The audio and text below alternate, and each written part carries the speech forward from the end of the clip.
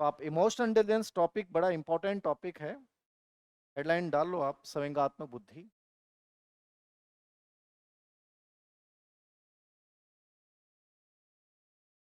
सबसे पहले अपन बात करें संवेगात्मक बुद्धि का इतिहास कैसे स्टार्ट होता है, किन किन लोगों ने योगदान दिया। पहला प्रश्न आपसे पूछेगा कि कौन से व्यक्ति संवेगात्मक बुद्धि से जुड़े हुए हैं। तो इन सब के नाम याद रखने। संवेगात्मक बुद्धि से कौन कौन जुड़े हुए हैं बेटा जी बताओ। तो मैं 4-5 नाम लिखा रहा हूं, इनके नाम याद करना। हर बार कुछ नई चीज अपडेट होगी, याद रखना। मैं फिर बोल रहा हूँ, छोटा सा टॉपिक है लेकिन इंपॉर्टेंट बहुत है। प्रश्न बहुत आते हैं, बहुत प्रश्न आते हैं। संवेगात्मक बुद्धि, इमोशनल इंटेलिजेंस, इमोशनल क्वोशेंट, ये आज दुनिया के जितने भी प्रोग्रेसिव देश हैं, विकसित देश हैं, वहां तो इसको पढ़ाया जा रहा है, डेवलप किया जा रहा है, ताकि वो बच्चे जिंदगी की चुनौतियों का सामना कर पाए। हमारे हालात उल्टे हैं। हमारे पेरेंट्स आज भी परसेंटेज को देख के खुश होते हैं, क्योंकि मुझे आज भी लगता है जिस बच्चे ने 60, 70, 80% प्राप्त किए हैं वो ज्यादा अच्छा बच्चा है। यदि वो लास्ट में थोड़ा सा पढ़ा है, वो जिया है, खेला है, मस्ती की है, वो एक बहुत बेटर बच्चा है। ना कि वो बच्चा जो पूरे दिन किताबों में पढ़ा रहा, किताबों से बाहर नहीं निकला, उसने कुछ नहीं देखा, वो बच्चा बहुत अच्छा नहीं है। तो बच्चा जिंदगी को जी नहीं पाएगा। हो सकता है बहुत अच्छे पद पे चला जाए, बट वो लाइफ में हमेशा घिसी पीटी बकवास से जिंदगी जिएगा। हो सकता है उसके पास पैसे बहुत हो, लेकिन वो जीवंत नहीं दिखेगा, वो उत्साह युक्त नहीं दिखेगा, आशावादी नहीं दिखेगा, प्रॉब्लम सॉल्विंग में बहुत आगे नहीं दिखेगा, वो तनाव मैनेजमेंट में आगे नहीं दिखेगा। इमोशनल इंटेलिजेंस ऐसा तत्व है जो आपको भीड़ से क्या कर देता है, अलग कर देता है। कई बच्चे कहते हैं सर मुझे इससे डर लगता है, सर मुझे लग रहा है मैं हार जाऊंगा। यदि आप में ये तत्व आपने डेवलप कर लिया, जिंदगी में आप हारोगे नहीं, है तय बात। आप इतने बड़े विजेता बनोगे कि दुनिया तालियां बजाएगी। अन्यथा यदि आप में नहीं है तो आप दुनिया के लिए तालियां बजाओगे, नेचुरल चीज। अब सबको लगता है कि सर ये तो बड़ी ताकतवर चीज है, तो बताओ मार्केट में क्या भाव मिल सकती है, कैसे डेवलप करें। मार्केट में नहीं है, ये अनुभव से आती है, इसको सीखा जाता है, और इसको व्यवहार में लाने के लिए प्रैक्टिस करनी पड़ती है, तब जाके तुम करोगे। समझ रहे हो। बहुत सारी चीजें हैं जो आदमी वक्त के साथ इमोशनल इंटेलिजेंस डेवलप करती है। यदि आपने वक्त से पहले डेवलप कर ली तो तुम जिंदगी में बहुत पहले सक्सेसफुल बन जाओगे, और तुम वक्त के बाद डेवलप करोगे तो तुम्हें एक लंबा टाइम लगेगा। बट ये 80% सफलता में योगदान इसी का होता है। तो सबसे पहले मैं इतिहास पढ़ा रहा हूँ, इतिहास लिखो आप। 1885 में, 85-86 में वाइनी पेनी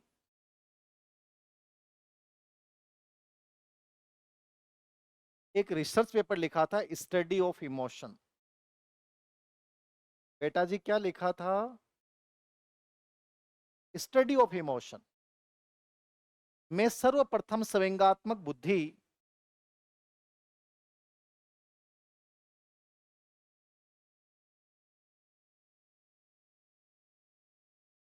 क्या लिखा, वाइनी पेनी ने एक शोध प्रबंध स्टडी ऑफ इमोशन में संवेगात्मक बुद्धि शब्द का प्रयोग किया। 1885-86 में वाइनी पेनी ने, एक पुस्तक है स्टडी ऑफ इमोशन, में किसका प्रयोग किया, संवेगात्मक बुद्धि। कोई दिक्कत हो किसी बच्चे को तो बताएं, मेरे साथ शेयर करें। कोई भी प्रॉब्लम आपकी इमोशनल और कोई प्रॉब्लम हो, सब समस्याओं का एक ही समाधान, सभी प्रकार की समस्याओं का एक ही स्थान पे गारंटी शुदा इलाज। बताओ कहाँ मिलता है, कहाँ लिखा होता है। राजस्थान रोडवेज की बसों में आप देखना, वहां लिखा होता है राजा फार्मोसी। प्रेम में टूटे हुए, परीक्षा में असफल हुए, बिछड़े हुए, करवाए हुए, तलाकशुदा, वो सब जो हैं वो इन नंबरों पे संपर्क करें। 100%। और उसमें लिखा होता है गोल्ड मेडलिस्ट। उनको इनको गोल्ड मेडल देता कौन है पता नहीं, लेकिन आम आदमी जो है वो सोचता है यार गोल्ड मेडलिस्ट है मतलब ये आदमी काम का है। तो ये जितने भी ऐसे बाबा होते हैं अशोक खैरात जैसे, वो ऐसे ही होते हैं। और जितना बड़ा व्यक्ति होता है ना, जितने बड़े पैसे वाले अमीर परिवार होते हैं, उनमें असुरक्षा का भाव उतना ही बड़ा होता है। इसलिए कोई बाबा बड़ा बनता है तो उसके पास दुनिया भर की जमीन पैसा आता है। गरीब तो क्या देगा, 100 रुपए, 10 रुपए, 50 रुपए, तो लगता है क्या ही लूटेगा, अपना लूट चुका अपना पहले से। वो तो भीड़ के रूप में जाता है। पैसे वाला उस भीड़ को देख के जाता है। गरीब के पास कुछ होता नहीं तो बाबा जी के शरण में चला जाता है, बाबा जी। अब किसी के जाने से फायदा हो गया, फायदा क्या हो गया, साइकोलॉजिकल फायदा हो गया। गया था और उसके बाद थोड़ा सा पॉजिटिव हुआ। ऐसा होता ना कि लुगाया गांव की गई, अरे भैंस जो है दूध दे ही को नहीं, बंदे भाई। दूसरी रामकोरी बोली ये चाल, ये मैं लेके चालू तन। और धनकोरी बोली मैं भी चाल से हूँ, माली जो पार्टी है वह क्या बनी को नहीं हो रही, 3 साल हो गए। गाँव में ये समस्या, शहरों में गैप बन की ये प्रॉब्लम को नहीं, गाँव में बहुत प्रॉब्लम। गैप बन को मतलब गर्भ धारण। तो बाबा जी किन गई, बाबा जी धूनी पर बैठे हैं, बाबा जी बोला कि बाबा जी से पहले उनके जो चेले चमचे होते हैं वो बाहर ही होते हैं, बता कट्ठे से आई है, अरे भी गांव से है। ये प्रॉब्लम, हाँ, अरे मेरे भी आई प्रॉब्लम है, अरे बाबा जी को चलो वो। बाबा जी कन जाके वो पहले ही बाबा जी सुसु करने गए ने बता दी कि 5 लोग आई हैं, अठे अठे से आई ए समस्या लेके आए। बाबा जी बोलेंगे हाँ धनकोरी का नाम आ गया, धनकोरी भावुक हो जाएगी, तेरा नाम कैसे पता चला। पार्टी ज्ञापन को नहीं हो रही, धनकोरी देखे भाई, देख रहे हैं मैं, कटे कटे परेशान हो रही मैं बापो देख तो चमत्कारी है रे। अरे बाबो, भगुती निकाली ले। और संजोगवश क्या हुआ, उसने भगुती पार्टी को मिला के दी। अगले दिन डॉक्टर को बुलाया, डॉक्टर एक्सपर्ट था, और वो टिक्को लगाए और पार्टी अगले मना गर्भधारण हो। तनकोरी लुगाएं की आदत तो है, आदमी जब गयो और वो ज्ञापन होगा तो वो 5 लोगों को बताओ है, वो आपने पार्टी है ज्ञापन होगी, गर्भवती होगी ठीक है, टाबर पैदा हो जाएगा ठीक है, वो लुगाई धनकोरी आपकी ननद ने फोन करे, रामकोरी तन पता है कि मैं गई बैठे भाई, बहुत चमत्कार है। यार तो पार्टी 3 साल से पहली बार अरे रामकोरी फिर आपके जितनी भाई नहीं मान बताओ। और ये ऐसा माहौल बनता है भाई कि जितनी भी कोरी ही, राम कोरी, धन कोरी, श्याम कोरी, बस है जो है बड़े चापो। उसके एक का फायदो हो 10 के कोने 10 बंद कर देंगे, लेकिन बा एक का फायदो हो बा 50 ना और लेके जाएगी। इस प्रकार ये साम्राज्य खड़ा होता है। पैसे वाले देखते हैं कि इनको फायदा हो रहा है कि भैंस गैप बिन हो रही है, तो अफलो बिजनेस यदि गैप बन हो तो सोच के देखो थे, ठीक है ना। एक कंपनी की 2 बनेगी, 3 बनेगी, तो वह जहां अरे बड़ा बड़ा पैसा दे के आऊं। ये एक प्रकार से एक चक्कर रिव्यू है बेटा जी। गेम पूरा इमोशनल इंटेलिजेंस का है, जितनी जल्दी समझ जाओगे लाइफ में उतनी बड़े आगे बढ़ जाओगे। बताओ, वेरी गुड, समझ में आ गई बात। अब सारा घर ही देंगे, समस्या होगी तो क्या करोगा बताओ। रोक पाओगे अपनी मम्मी को, नहीं रोक सकते, वो रुकेगी नहीं, वो चुप के चली जाएगी लेकिन जाएगी। बेटर ये है, आप भी उनको कहो कि मेरे लिए भी भगुती लाजे, नौकरी 2 साल से लाग रही को नहीं हूँ, अरे वह भगुती लगानी है, उसका भी कोई फायदा हो जा, क्योंकि वाइब्स निकलेंगी पॉजिटिव। माँ भी सोच रही है अब की बार भगुती काम करेगी, छोरी नौकरी लाग जैसे, छोरी भी सोच रही है भाई अब की बार भगुती लगाइए बाबा जी की, कह रो चमत्कार माली भैंस ही क्या बनोगे ना कह रो, नौकरी भी लाग ही जा। और वाइब्स फैलने लाग जा, और वाइब्स के फैलने से हो सकता है तुम्हारा पेपर अच्छा हो जाए और तुम नौकरी लग जाओ। इसलिए जब भी थाने कोई भगुती दे तो ले लेनी है, ऐ नहीं है कि देव सिंह सर को ज्ञान दिए है ना, मुंह कौन लगाऊं भगवती, कोई भी भगवती दे, पेन रख लो बस, ठीक है ना। इससे ज्यादा आगे नहीं बढ़ना, भगवती लेनी है, इस आगे ज्यादा आगे बढ़ना को नहीं। भगवती में नुकसान को नहीं, क्योंकि वह शुद्ध राख है। बात है खा भी लोगा तो थारे पेट में कोई इन्फेक्शन है को नहीं हुआ, समझ गया। वो एकदम गर्म हो गई, वो एकदम प्योर है, तो कोई नुकसान नहीं होगा। तो जब भी भगवती खाने को मिले खा लिया करो। बेटा जी यहाँ पे आगे चले अपन, तो गौतम बुद्ध की बात कर रहे हैं अपन। पहला व्यक्ति कौन है? वाइनी पेनी, आगे लिखो। स्टडी ऑफ इमोशन हो गया। ओके नेक्स्ट, अगला है, फिर देखो 1920 नहीं 1883 में, 1883 नहीं 1920, 1920 में थॉर्नडाइक ने बेटा सामाजिक बुद्धि का प्रयोग किया। कौन सी बुद्धि का प्रयोग किया? सामाजिक बुद्धि। तो थॉर्नडाइक भी संवेगात्मक बुद्धि से समझ जुड़े कि नहीं जुड़े?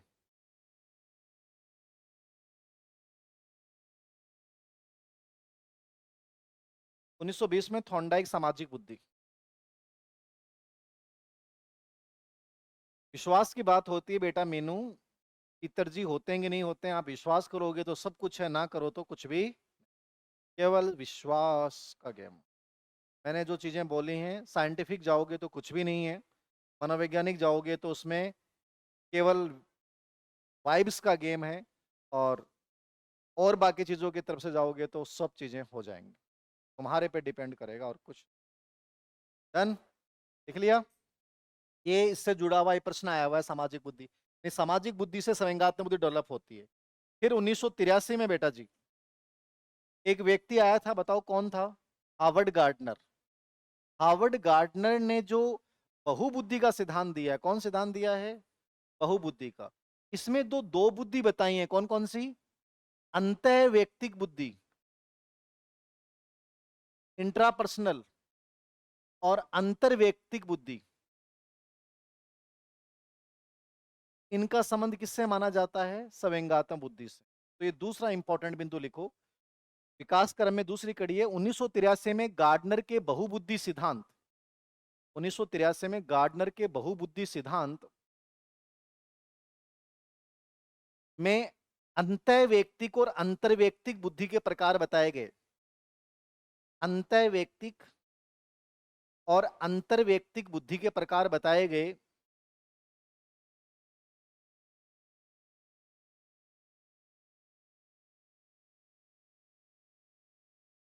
अंतःवैयक्तिक कल लिखाया था टप्पू, अंतःवैयक्तिक और अंतर्वैयक्तिक, इंट्रापर्सनल और इंटरपर्सनल। क्लियर? दिमाग लगाया करो, सुनने कैसे हो रखे हो तुम?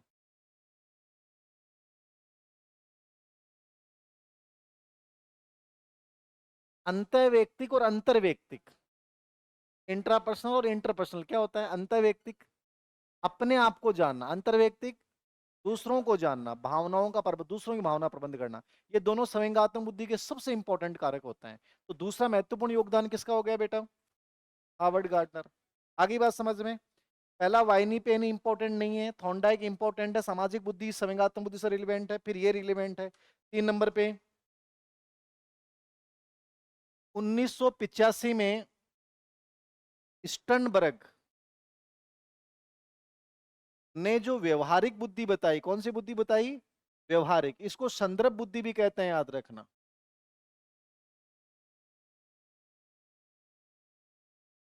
व्यवहारिक बुद्धि ये भी संवेगात्मक बुद्धि का पार्ट है। 1985 में स्टर्नबर्ग ने व्यवहारिक बुद्धि का प्रकार बताया। इसको कॉन्टेक्स्ट इंटेलिजेंस यानी संदर्भ बुद्धि भी कहा जाता है। व्यवहारिक बुद्धि का प्रकार बताया जो संवेगात्मक बुद्धि का हिस्सा है। व्यवहारिक बुद्धि का प्रकार बताओ किसका हिस्सा है? संवेगात्मक बुद्धि का। तो संदर्भ बुद्धि भी कहा जाता है। लिख लिया सभी ने? कोई डाउट है किसी बच्चे को? बताओ, हो तो बताओ। ऐसा नो नहीं है पक्का? बहुत अच्छा बच्चों। स्टर्नबर्ग ने व्यवहारिक बुद्धि, इसको संदर्भ बुद्धि भी कहा जाता है। फिर 1990 में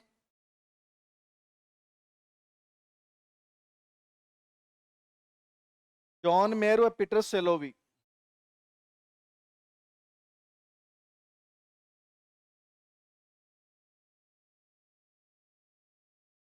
1990 में जॉन मेयर और पीटर सेलोवी इन्होंने किताब लिखी थी व्हाट इज ईआई, संवेगात्मक बुद्धि क्या है। 1990 में जॉन मेयर और पीटर सेलोवी ने अपनी पुस्तक व्हाट इज ईआई 1990 में जॉन मेयर और पीटर सेलोवी ने अपनी पुस्तक व्हाट इज ईआई में संवेगात्मक बुद्धि की अवधारणा प्रस्तुत की। तो सर्वप्रथम प्रतिपादक इनको माना जाता है, बड़ा इंपॉर्टेंट।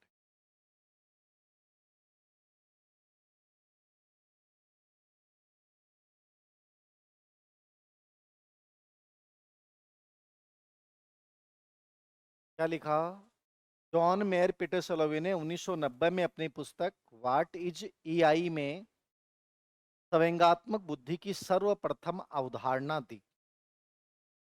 तो सर्वप्रथम अवधारणा देने वाले कौन है? John Mayer Peter Salovey. किताब का नाम क्या है? What is. फिर लिखो 1995 संवेगात्मक बुद्धि को व्यापक लोकप्रिय बनाने वाला डेनियल गोलमैन।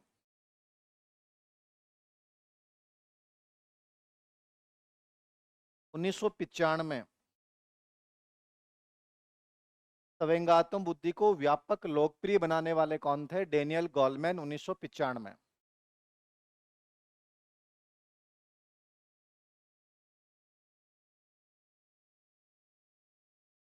व्यापक लोकप्रिय बनाने वाले डेनियल गोलमैन 1995। इनकी किताब का नाम लिख लो, संवेगात्मक बुद्धि।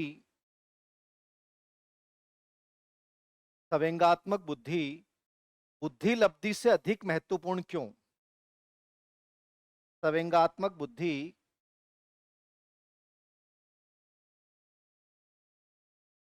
संवेगात्मक बुद्धि बुद्धि लब्धि से अधिक महत्वपूर्ण क्यों?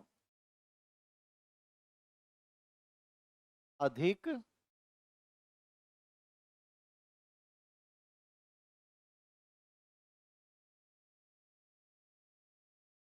संवेगात्मक बुद्धि बुद्धि लब्धि से अधिक महत्वपूर्ण क्यों?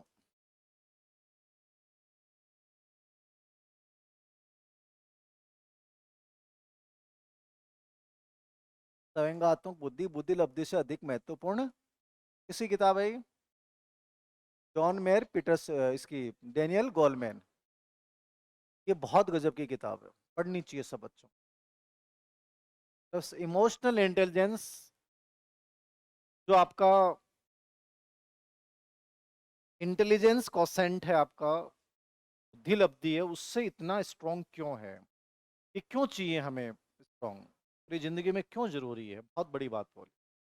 इसने कहा था कि सक्सेस में 80% योगदान संवेगात्मक बुद्धि का है, केवल 20% योगदान होता है वो किसका होता है? बुद्धि लब्धि का। कितनी बड़ी बात है। मतलब आप ये सोचते हो कि बहुत इंटेलिजेंट है बच्चा, बहुत तार्किक है, ये सक्सेस नहीं बनाते। इमोशनल इंटेलिजेंस सक्सेसफुल बनाती है।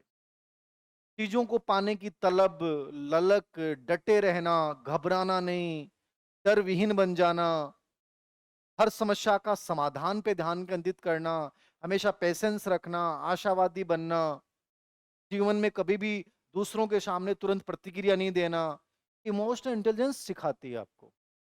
तो लाइफ में जो पैसा आता है ना, सच में वो इमोशनल इंटेलिजेंस से आता है। बड़ी सक्सेस इससे आती है। दुनिया का कोई बिजनेसमैन, दुनिया का सबसे बड़े बिजनेस होते हैं, छोटे से लेके बड़ा तक, वो इसी से डेवलप होता है। इसलिए इसने कहा कि लाइफ में 80% योगदान सक्सेस में किसका है और 20% किसका है? आईक्यू का। बहुत बड़ी बात है, लिख लेना। इन्होंने सफलता में 80% योगदान इसका माना है और 20% किसका माना है? बुद्धि लब्धि का। इनकी एक किताब और भी है बेटा, लिखो तो।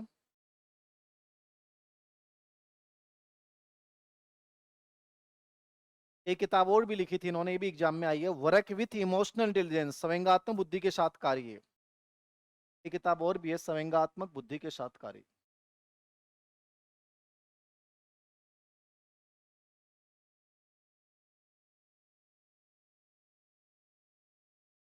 वर्क विथ इमोशनल इंटेलिजेंस, ये किसकी किताब है? हैं? हाँ, डेनियल गोलमैन की। वर्क विथ इमोशनल इंटेलिजेंस किसकी पुस्तक है? Daniel Goleman. लिख लिया यहाँ तक? ये सब बेसिक चीजें थी, इतिहास था इसका, ये याद रखना पूरा का पूरा। अब कुछ परिभाषाएं लिखो। पहली गोलमैन के अनुसार लिख लो।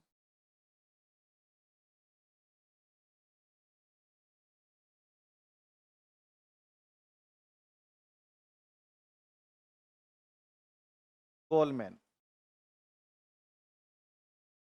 इन्होंने 1998 में डेफिनेशन दी थी।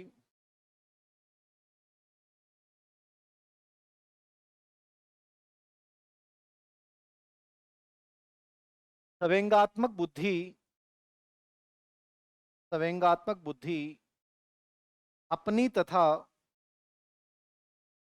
अपनी तथा दूसरों की अपनी तथा दूसरों की संवेगों को पहचानने, अपनी तथा दूसरों के संवेगों को पहचानने, कोमा समझने, कोमा समझने, अपने तथा दूसरों के संवेगों को पहचानने, कोमा समझने तथा प्रबंधन करने की योग्यता है, तथा प्रबंधन करने की योग्यता है, प्रबंधन करने की योग्यता है।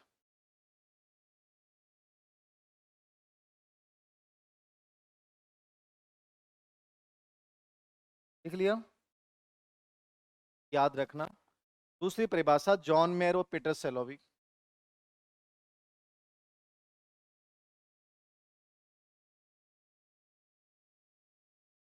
इन्होंने 1990 में दी थी ये परिभाषा, फिर 2004 में संशोधन हो गया था इसमें। John Mayer, Peter सेलोवी।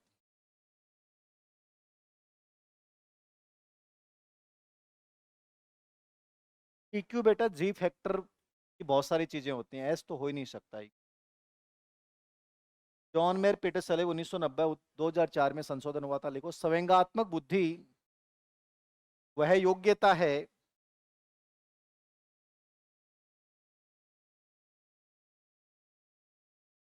संवेगात्मक बुद्धि वह योग्यता है जिसके द्वारा हम अपनी व दूसरों की भावनाओं का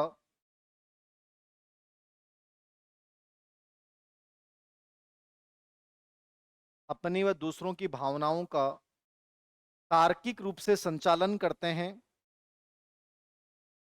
अपनी व दूसरों की भावनाओं का तार्किक रूप से संचालन करते हैं, अंतर करते हैं, संचालन, अंतर, संचालन करते हैं, अंतर करते हैं और निर्देशन प्राप्त करते हैं। संवेगात्मक बुद्धि वह योग्यता है जिसके द्वारा हम अपनी व दूसरों की भावनाओं का तार्किक रूप से संचालन करते हैं, अंतर करते हैं और निर्देशन प्राप्त करते हैं।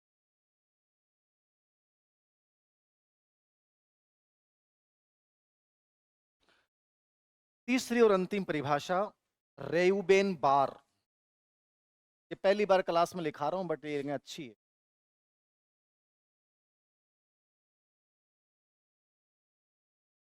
रेयूबेन बार।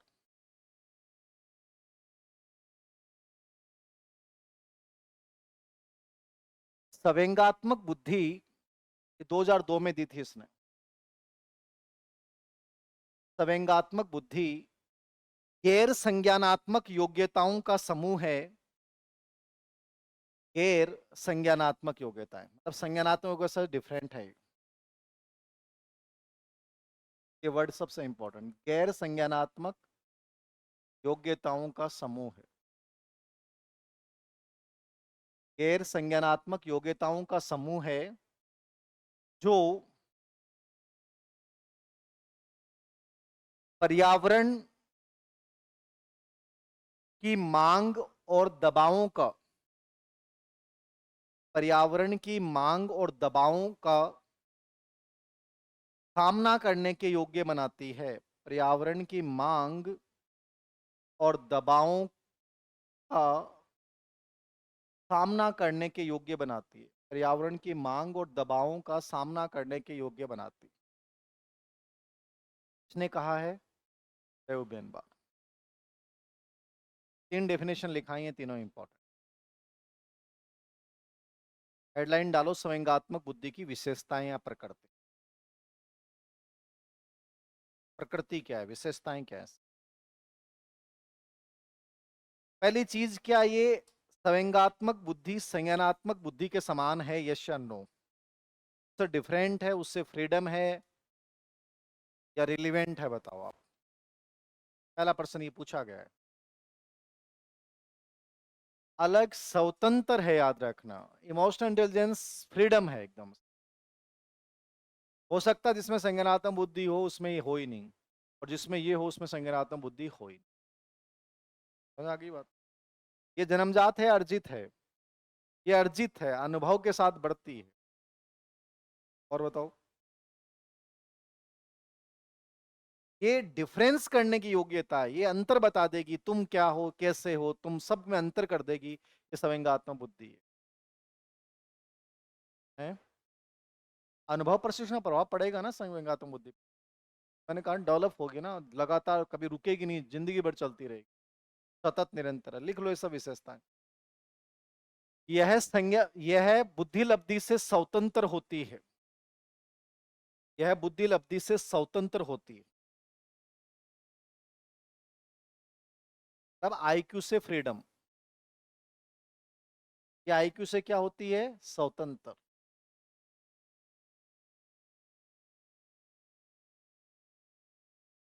ठीक है? बहुत अच्छे बच्चे हो। यह सामाजिक बुद्धि का ही एक प्रकार है।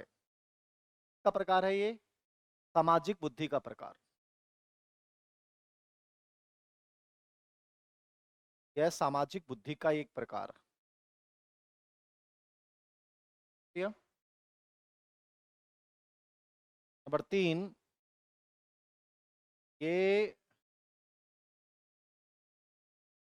हाँ वेरी गुड, यह जन्मजात ना होकर अर्जित होती है। ये हाँ अर्जित की जाती है, जन्मजात ना होकर अर्जित की जाती है,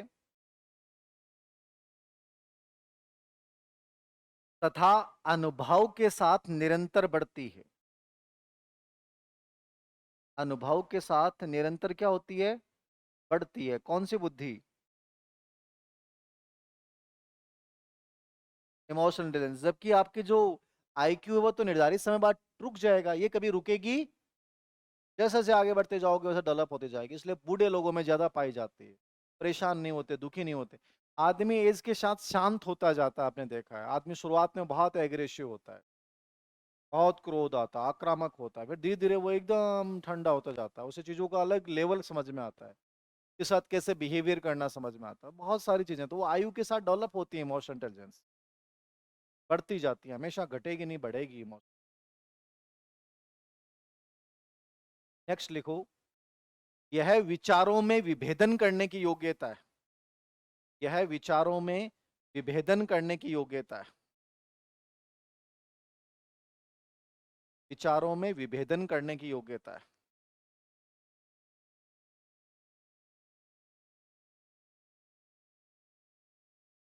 हाँ, परिपक्वता अनुभव हो गई ना बेटा। यह स्वयं की चिंतन व क्रियाओं को निर्देशित करती है। आपको क्या करना है, कैसे करना है। स्वयं के चिंतन व क्रियाओं को निर्देशित करती है। कौन सी बुद्धि? संवेगात्मक बुद्धि। स्वयं के चिंतन व क्रियाओं को निर्देशित करती है।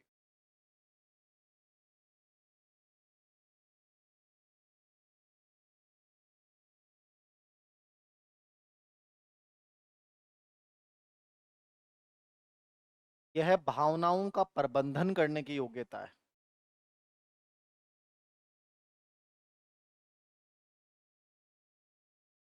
भावनाओं का प्रबंधन करने की योग्यता, ये तो इसकी प्रकृति होगी। इससे प्रश्न आ जाता है कई बार, प्रकृति क्या है क्या नहीं। एक जो मैंने आपको अरस्तु का स्टेटमेंट बताया था ना, वो भी लिख लेना आप।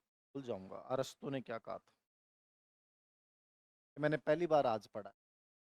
एग्जाम में आया था तो पता था, लेकिन किताब में पहली बार पढ़ा है कोई।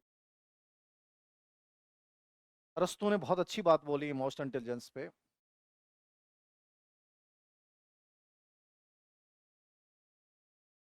क्रोध करना आसान है, लिखो। अरस्तु ने क्या कहा है? क्रोध करना आसान है, क्रोध करना आसान है। क्या है वह प्रश्न? हर पेशे में। लेकिन सही समय पर,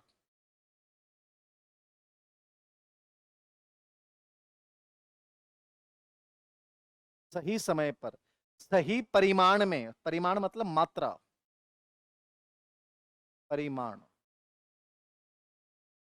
परिमाण का मतलब होता है मात्रा। सही परिमाण में, सही समय पर, सही परिमाण में, सही व्यक्ति के साथ।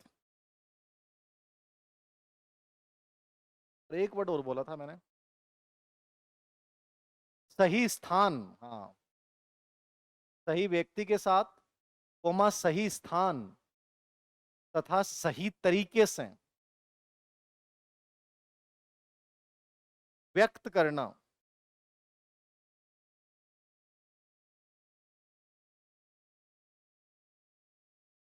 संवेगात्मक बुद्धि का कार्य है। बताओ इससे जुड़ी हुई इतिहास की कोई घटना, लाइन से जुड़ी हुई कोई घटना भारत के इतिहास की,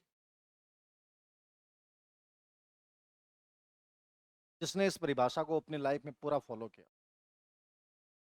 इतिहास की कोई ऐसी इंपॉर्टेंट घटना, क्रांतिकारी घटना। चाणक्य वाली घटना यही थी। चाणक्य को जब धनानंद ने अपमान किया, इतना बुरा बोला, तो वो गुस्से में आता और अपनी कटार निकालता तो उसको वहीं मार दिया जाता। उसने उस गुस्से को दबाया, किया उसने कुछ नहीं कहा।